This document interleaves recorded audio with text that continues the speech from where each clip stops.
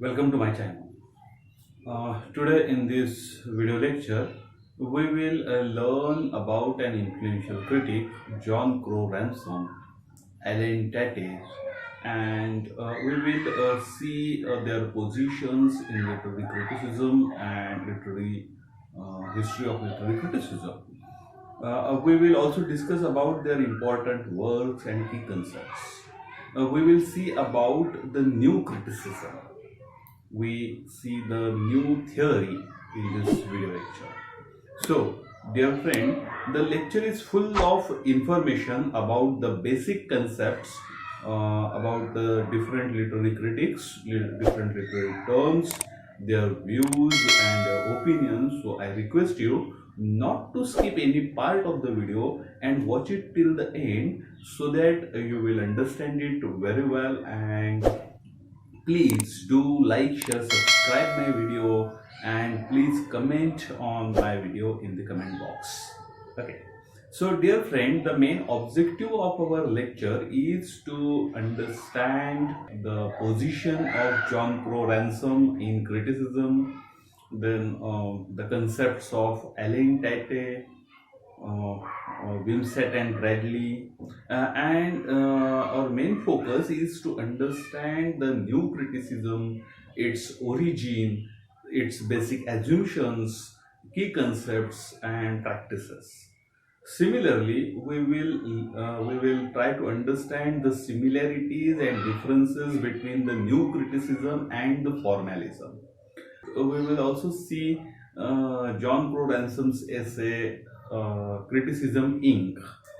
And by understanding John Crowe Ransom, Ellen Tate, Wimsatt and Bradley, we will try to understand the scope of our knowledge by understanding the major critics. Dear friend, let us start.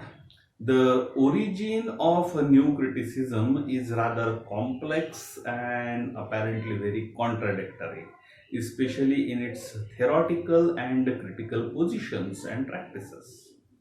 It is in a sharp reaction to the sociological or the Marxist criticism which regarded literature as a product of society.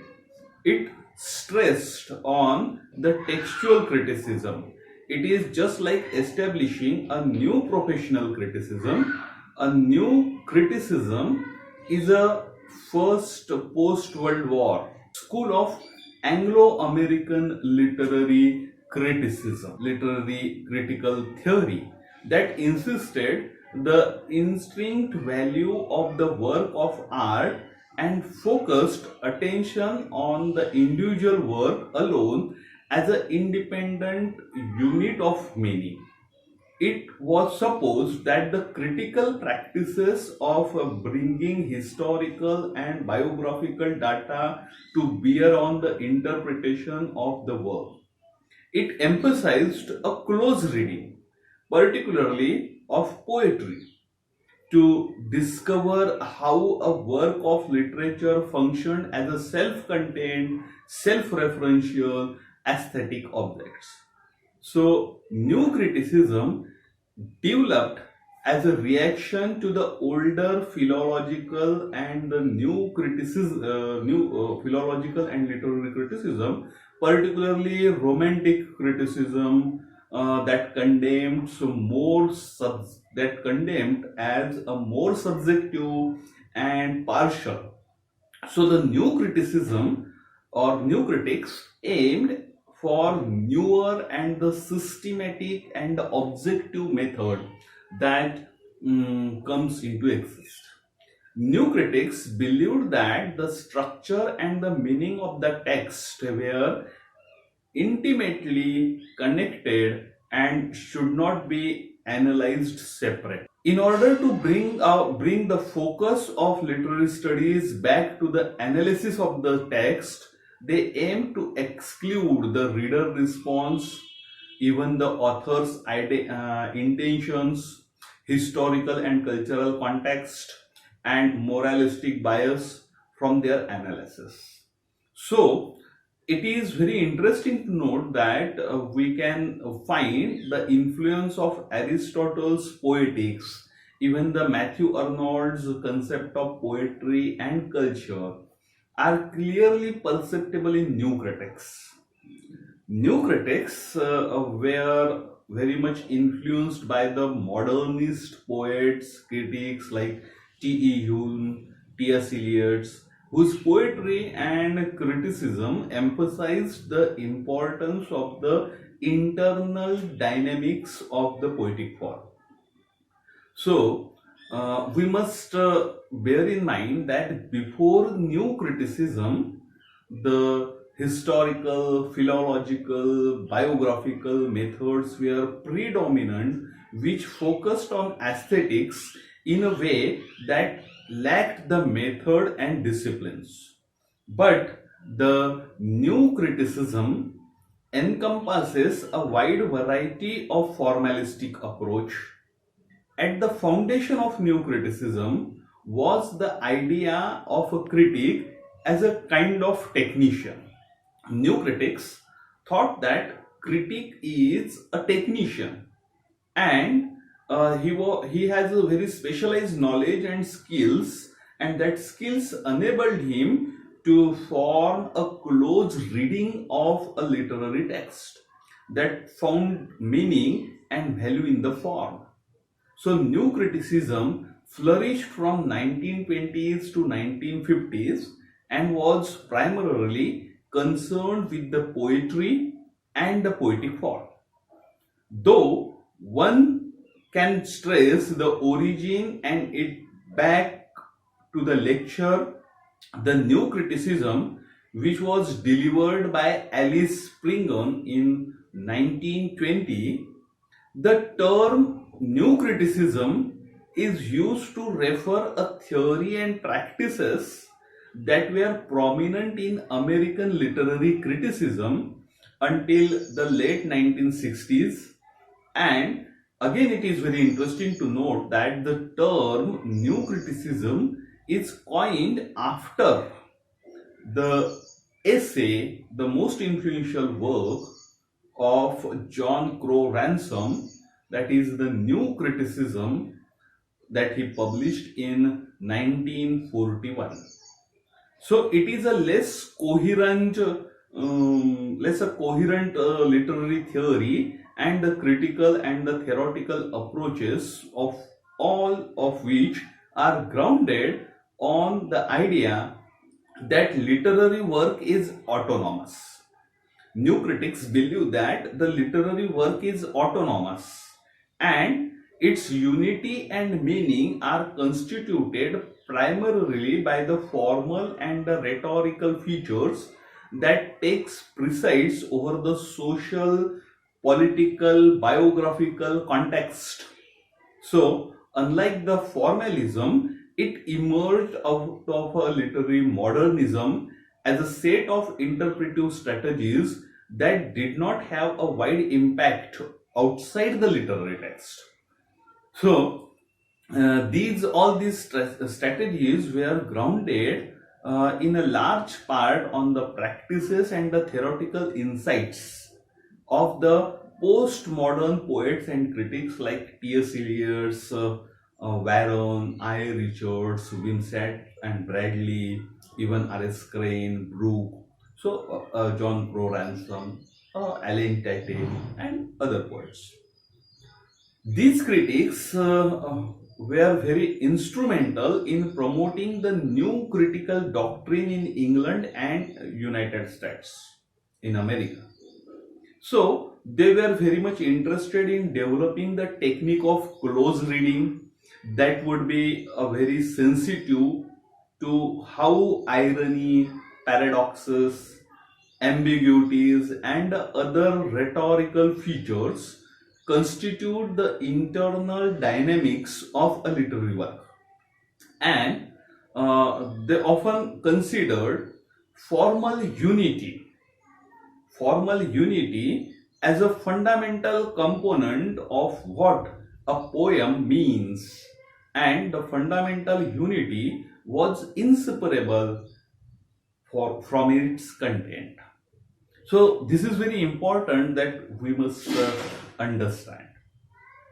So dear friend, now let us see the basic assumptions and the practices by the new critics. So from my point of view, I think that unlike the historical and the biographical criticism, new criticism is completely concerned with the text itself, with the language, with the organization on the ontological discussion, and it warns the readers against the critical practices which diverts the attention from the text. So it is basically focused on the text itself. Then the second important assumptions is that these new critics focuses on the close reading, a detailed, subtle analysis of the complex interrelations and the ambiguities of the internal elements of a literary work. It studies how the parts of a text relate with each other and how it contains and resolves irony, paradoxes, tensions, and ambiguities. So, the emphasis is on the organic unity of overall structure and meaning. That is very basic assumptions and the practice of the new critics. The third important point, the assumptions, is that these new critics believed that structure and the meaning of the text were intimately connected and should not be analyzed separately. So, if you want to analyze, if you want to criticize a poem or a literary text, then structure and the meaning are interconnected. It couldn't be separated. So, in order to bring focus on the literary studies back to the analysis of the text, they aim to exclude the reader responses, even the author's intentions, and the cultural and the historical context in which the text is written, and the moralistic biases from their analysis. The fourth important assumptions is that they consider the merit of the work is to be found in its language, is to be found in its structure, and not in the response of the reader. So, we know the term of affective fallacy by Wimsatt and Bradley, that we will discuss later on. So they conceive the literary work as a literary construct, and they think about the figures of speech, symbols, imagery, meaning within the text. And for them, the essential component of the literary works are symbols, images, words, rather than the plot, characters, themes, and thoughts. But it doesn't mean that they never talked about the plots and the characters and the themes. They discussed about all these things. They discussed about the plots, characters, themes in their analysis, but their main focus are on the symbols, images, and the words, particularly on the figures of speech, imagery, okay, within the text. So the next important point is that the new critics tried to displace the content of the literary analysis and treat the work from its own content. Form was treated as a self-contained, is a self-autonomous entity deserving all kinds of critical intentions. So, for them, for new critics, the literary art is complete entity, is a autonomous entity in itself, and the function of the critic is to analyze, is to interpret, is to evaluate the work of art. And his function should be unbiased, without any kind of prejudice, and with a focus only on the text itself. So this is the important thing. This is the important thing. And for that, the study of words, their arrangements, the way in which they act with each other, react with each other, everything, all are important. Words, besides their literal meaning and their significance, have some emotional, associative, symbolic significance. So that symbolic significance, that emotional and associative meaning is also important for them. And only close reading and the close analysis can bring out the total meaning of a literary text. So right from I. Richards, Impson, R.S. Crane, Brew, Warren, John Crowe Ransom, Ellen Tate, we find the same search for the meaning of the words. So this is what about their basic assumptions and the practices. Now let us talk about the similarities and the differences between the new criticism and the formalism. Dear friend, there are some similarities and the differences between the new criticism and the formalism. It is sometimes called as having a formalistic approach in it.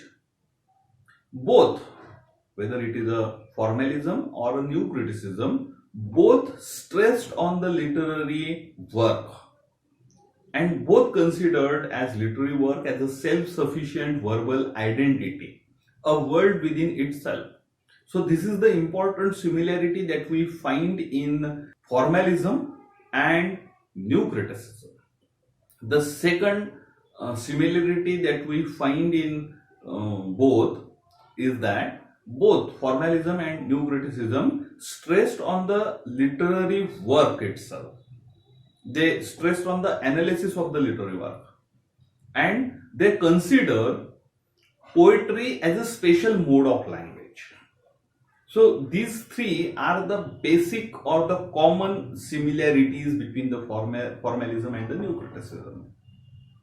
Now let us focus our attention to the differences.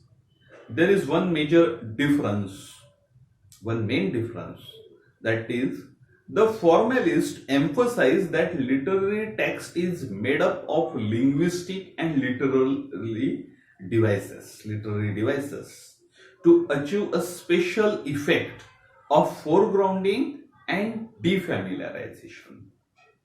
Now, what is this foregrounding and defamiliarization that we will talk in our next lecture, in our lecture on the formalism. Now, formalists, they stressed on the literariness of the work. This is the important thing that we must note. But on the other hand, new criticism emphasized on the complex interplay within the text. For them, the text is made up of irony, paradoxes, tensions, and metaphorical meanings. So the emphasis is on the organic unity of the structure and the verbal meaning. So this is the major difference between the formalism and the new criticism. Formalists thought that they thought that the literary text is made up of the linguistic and the literary devices to achieve a special effect. They stressed on the literariness of the work. On the contrary, new critics stressed on the complex interplay within the text. They stressed on the irony, paradox, tensions. Okay. So the new criticism is equivalent to establish a new professional criticism. Again, this is important. The professionalism in the criticism. Its high point of influence was during the Second World War and the Cold War succeeding to it.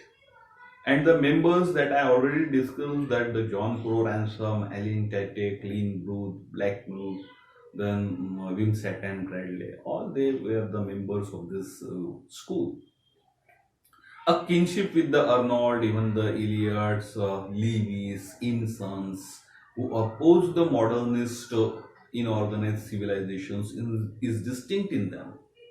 So it emphasizes on the practical criticism that makes it more pedagogical. So new criticism is more pedagogical in its approach, is more professional in its approach.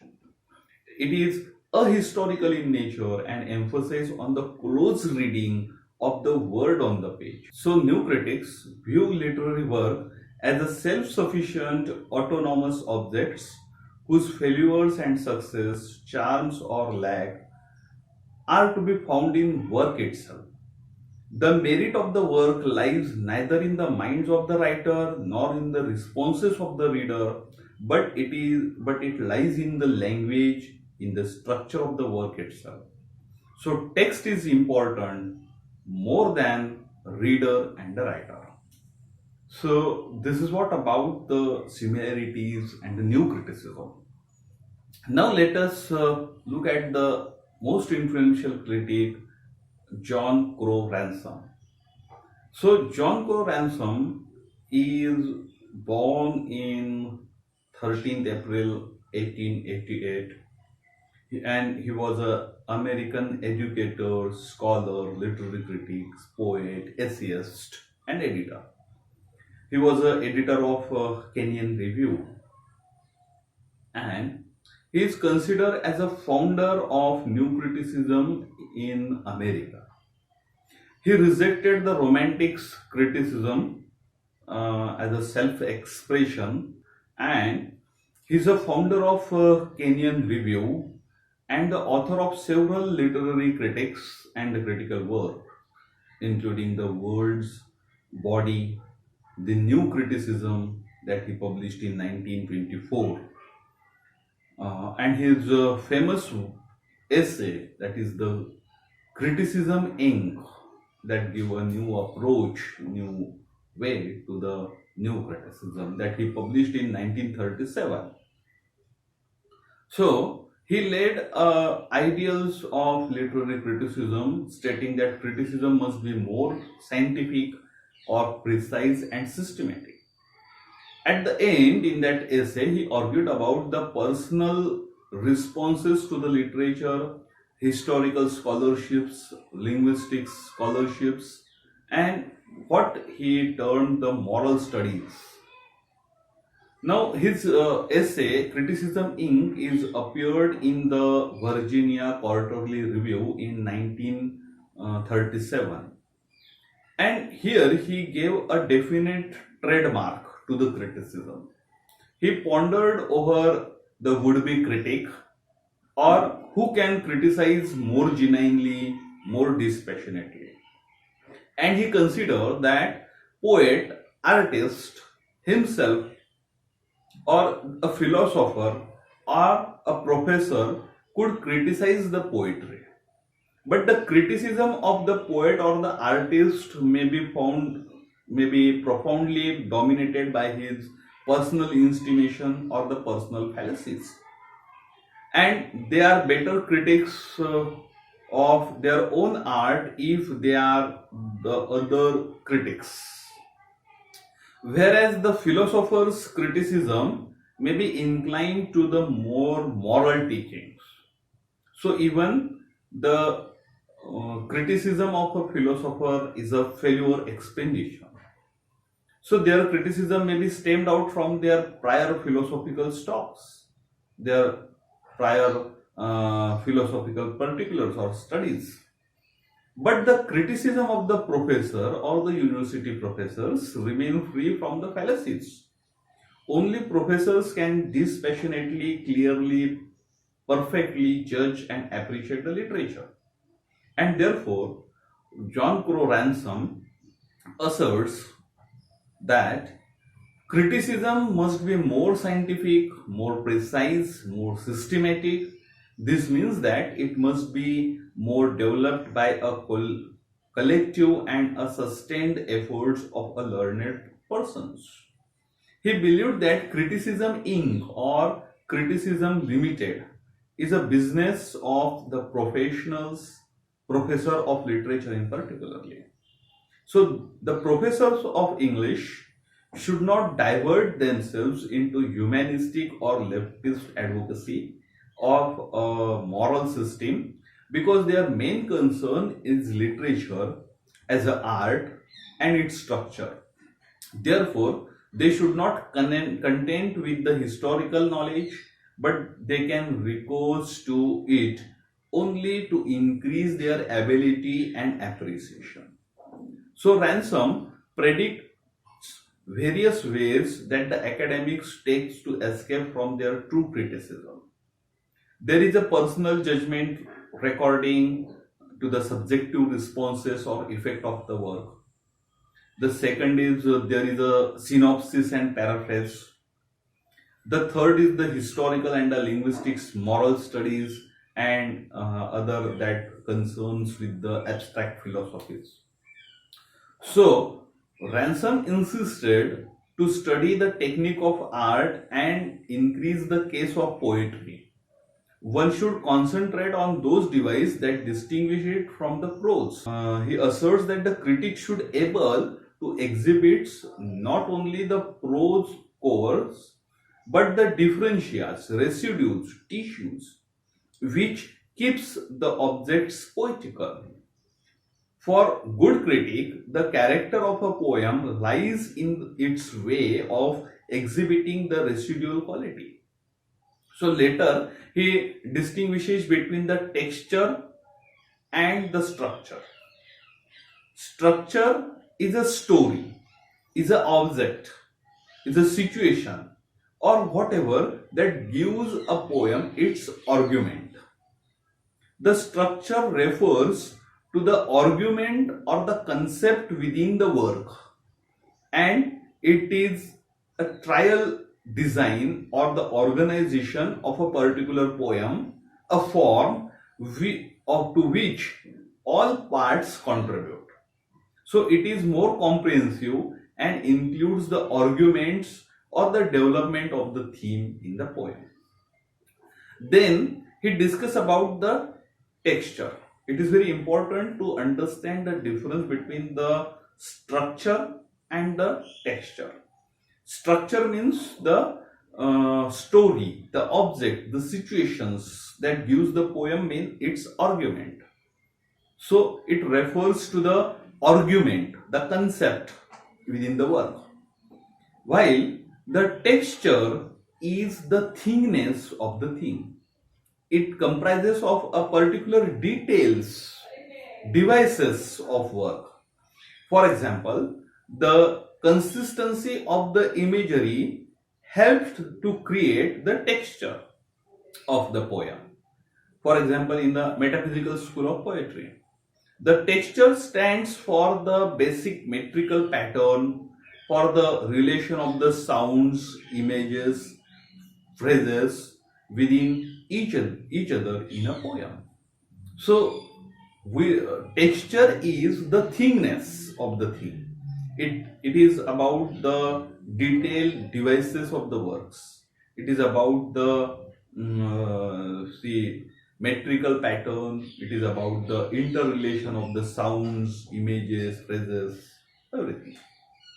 So he argues that interplay of the determined and indeterminate meaning and the relations of the structure and the textures are very important for the critic, and he differs from few new critics.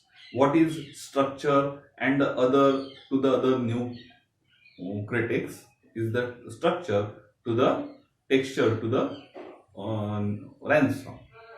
So he believes that critics must first study the structural properties of a poem, and then he moves to the appreciation and the judgment of the texture. So for him, the structure is important, and after the structure, after the argument of the poem, he moves on to the appreciation and judgment of the texture.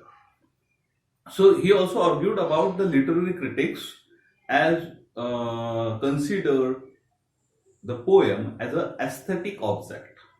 Many of his ideas that he explained in his essay criticisming very important in the development of the new criticism, and his many of his essays were considered as a guiding principle for the forthcoming new critics or preceding new critics like Aline Tate, Clean Group. Okay, so now let us see about the or talked about the Aline Tate. Aline Tate was a poet, teacher, novelist, and a leading exponent of the new criticism. He was one of the youngest new critics. As a new critic, he has coined the term tension. The concept of or the term tension is very important. And he used this term to describe what he calls the common quality of a good poetry. Tension in poetry is a essay that he wrote in the Man of a Literary World's Modern World selected essays. The essay deals with the tension in the life of a poem. It reveals that a good poem is one in which the extension and the intentions are in a state of tension. It is the combination of both extensive or denotive or intensive or connotative meaning. The essay is divided into three parts. The first part deals with the fallacies of communications in poetry. The second part deals with the tension in poetry and he explains the importance of it. The third part is about the example and the significance of the tensions in poetry. Tate has invented the term by chopping off the prefixes in and ex from intention and extension. Now, let us see what is this tension. He made this word by chopping off, by cutting off the prefix in and ex in the word intention and extension. He cut that in and ex word. Now, what does he mean by the extension? Extension refers to the extensive or the logical or denotative meaning in poetry. On the other hand, intention refers to the intensive or connotative meaning in poetry. There are two types of meaning in a poetry. One is denotative, logical, and the second is intensive or connotative meaning. Denotative meaning and connotative meaning. A successful poem is the one in which these two types of meanings are in a state of tension. And he asserts that it is the life of the poem. The life of the poem lies in its tension. Then let us see shortly about the Wimsatt and Bradley. They published a very classical, controversial, critical essay entitled as The Intentional Fallacies in 1946. And in another essay that is The Affective Fallacies that they published in later on. They argued about the relevance of the author's intentions or the intended meaning in the analysis of the literary work. For Wimsatt and Bradley, the word on the page were all that matters. The importance of the meaning outside of the text was considered irrelevant and the potential distractions. Now, what do you mean by the intentional fallacy? Intentional fallacy means keeping the writer's intention in mind while describing or while evaluating a poem or a work of art. That is the intentional fallacy, because your criticism would be false.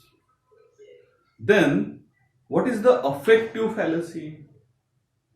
Affective fallacy is, here in the essay Affective Fallacy, he discounted the reader's response, the reader's personal or the emotional reaction to the literary work. So this is a fallacy, is called as a affective fallacy. Means whatever the reader personally feel about a poem or a literary work, his emotional response, his personal response, his personal or emotional reactions should be kept away from the literary evaluation. Affective fallacy is a term from a literary criticism used to refer to the supposed error of judging or evaluating a text on the basis of its emotional effect on the reader. They were designed to create the objective criticism. So it is very important that new critics, whether he is Allen Tate or Ransom or Wimsatt and Riley, they designed to create the objective criticism which required critic who is disconnected from the intention of the poet and the effect of the poem on the audience as the sole major factors of the analysis. So, dear friend, now let us see about the limitations of the new criticism. The limitations of new criticism were pinpointed by the Chicago critics, especially R.S. Crane, in his book The Critics and the Criticism. Now, R.S. Crane, in his book, he said that these new critics were too much preoccupied with the textual analysis, words, irony, paradoxes, images, and they forgot about the poem as an organic whole. Their approach is very much dogmatic, narrow, and ignores the claims of historical, sociological, psychological, and biological analysis. They totally disregarded all these things. So each of them has its own significance. No doubt that the historical, sociological, biological, biographical, every analysis has its own merits. So how could you disregard them? Any art has two functions. One is aesthetic and second is moral. While the older criticism erred with the emphasis on the moral function of literature, the new criticism overemphasizes the aesthetic function. So there is an imbalance that R.S. Crane pointed out. Then the next limitation is that it ignores the reaction of the critics and the responses of the reader. It also ignores the study of the history, literary criticisms, which trains the critics to find the merits and demerits and the values of the literary work. The textual analysis can establish only a literary quality of a work.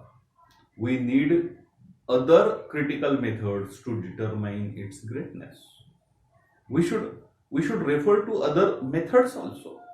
So all kinds of literature cannot be judged just by its textual approach. Though it may be effective to some genres, all genres cannot be evaluated by it. So, despite of all these limitations, new criticism left a deep and enduring mark on criticism and the teaching of literature. So, dear friend, this is what about the new criticism and the critics we have seen in this video lecture. Hope you understand it and you like it. Dear friend, please do like, share, subscribe my channel, and please comment on your video. Your comments are very inspiring for me, and I may prepare more videos according to your suggestions. So thanks a lot.